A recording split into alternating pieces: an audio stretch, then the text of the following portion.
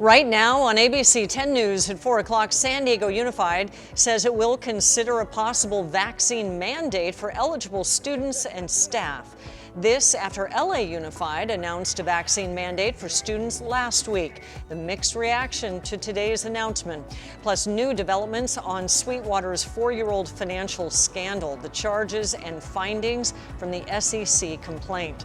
And police make an arrest in a decades-old cold case in National City. ABC 10 News at 4 starts now. The San Diego Unified School District could soon require eligible students and staff to get vaccinated against COVID-19. Today, the district said the board will host a public discussion on the potential mandate at the end of the month. ABC 10 News reporter Sofia Hernandez explains what this might mean for your child. San Diego Unified's Twitter page Thursday announcing they are asking for public discussion on the possibility of having a vaccine mandate. This announcement comes 1 week after LA Unified requiring all students 12 and up get vaccinated for in-person learning. They're just having that conversation for the potential for them to incorporate that into their district. What do you think that conversation might be looking like come Tuesday? Well, I do appreciate that they are putting that out there and giving notice. Parents need that transparency. The founder of Let Them Breathe, who is pro-choice, shares her thoughts on the announcement. Our kids have been through a lot. It's been a very chaotic and uncertain time for them. We absolutely do not feel that they should be thrown this curveball, especially after they've already started the school year. However, the reason for this discussion, set to take place Tuesday, September 28th, still remains unknown. If approved, it's also unknown if it will follow exactly the same measures as LA Unified. Currently, SDUSD has all students wearing masks, ventilation and sanitation stations inside classrooms. Last week, School Board President Richard Barrera says these protocols have been working, yet they are always vigilant. We think, the strategies that we have in place are the right strategies, the effective strategies.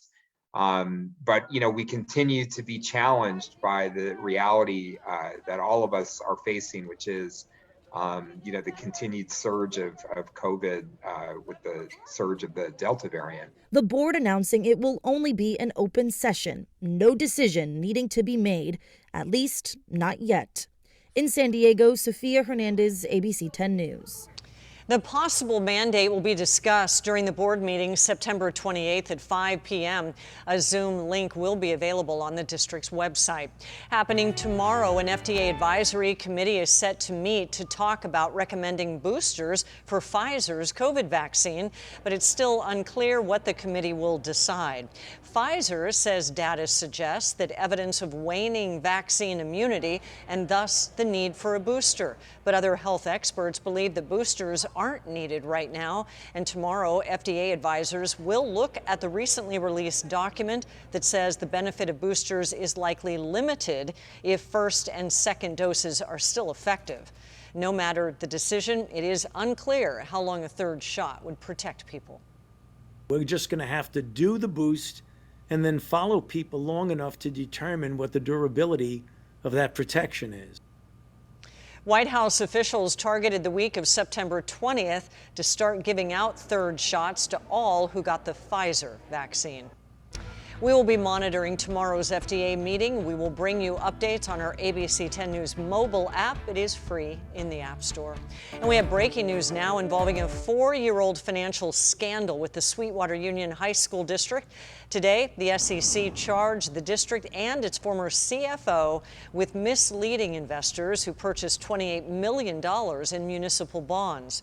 The complaint says Sweetwater and Karen Michael claimed that they could cover the cost, but they knew they didn't have the funding. In 2018, the district announced a $30 million budget shortfall. 300 teachers accepted early retirement to balance that budget, and that led to larger class sizes and cuts in resources. A state investigation found 302 false budget entries and 4 months of missing payroll on the books. It went as far as calling it an intentional cover-up. The district and Michael agreed on a settlement that is still pending court approval. The penalty phase for the man convicted of shooting and killing San Diego police officer Jonathan J.D. de Guzman is underway. ABC 10 News reporter Marie Cornell walks us through what happened in court today. For much of the morning, lawyers from both sides were arguing regarding what type of evidence would be allowed in this penalty phase. A lot of this has to do with video showing Officer de Guzman with his family and his friends, and also clips from his funeral. I want to get to video now showing you Jesse Gomez sitting there listening as the judge read instructions to the jury, who just a few days ago, remember, found him guilty of all counts for the shooting death of San Diego police officer Jonathan J.D. de Guzman back in 2016.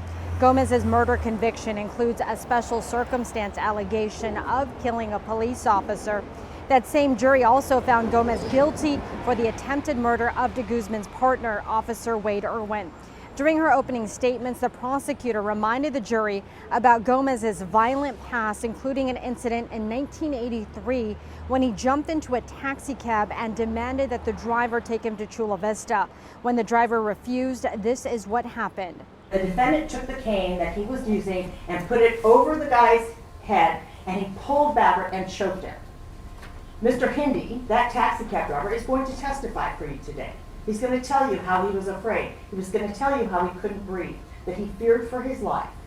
Gomez's lawyer is up there addressing the court now. At the end of this, the jury will decide whether Gomez should get the death penalty or life in prison without the possibility of parole. We also know a number of witnesses will be called to testify. We do have a crew in the courtroom, and we will have those developments in later newscasts. Reporting from downtown, Marie Cornell, ABC 10 News. The number of people filing new unemployment claims went up slightly last week after steadily dropping to a pandemic low. Claims went up around 20,000 to around 332,000. Some of that could be attributed to the ongoing Delta variant spread and to disasters like Hurricane Ida, where in Louisiana, unemployment claims jumped by 4,000 alone. Meanwhile, there is clearly a disconnect between job seekers and employers. There are concerns about this impacting our economy's recovery. There are more than 10 million job openings, according to the Labor Department, and more than 8 million people are considered unemployed at the same time. It is one of the largest gaps since the Labor Department started keeping track. Experts believe that rising COVID cases have people worried about going back to work in person and putting children in daycare. Instagram plans to make changes after a report revealed how this app affects teen girls' mental health. Wall Street Journal is reporting Facebook, which owns Instagram, has been looking into how the app affects young users. Researchers found about a third of teen girls using the app felt bad about their bodies, and Instagram made them feel worse. Instagram says it is looking into ways to discourage users from focusing on their physical appearance. Now, one option it is considering is to prompt users to look at different topics when they repeatedly view content related to appearance. Facebook did this study, and it isn't the first looking into teens' mental health when it comes to social media. Jean Twenge started researching how social media impacts young people around 2012. That's when smartphones were really becoming more common. Her research correlated with other studies that prove the more time that users spend online, the more likely they are to be depressed and even have suicidal thoughts. Now, with smartphones, people are spending more time online, but teen girls are particularly vulnerable to these negative feelings. Instagram can make popularity into a number because you can see the number of likes and followers that you have. You know, it quantifies teen girl popularity in a way that really hadn't happened before. Teen girls also tend to spend more time on social media than teen boys, although young people use more than one social media app. Researchers say Instagram is different because it revolves around images mostly. Because Instagram emphasizes beautiful pictures, often beautiful pictures of beautiful bodies, it's going to be the platform where you're going to see the most emphasis on body image, and that can be very problematic. Now, she says that parents can take advantage of parental controls on both Apple and Android phones. Some options would be to place time limits on the Instagram app or have your teen wait until a certain age to start using it.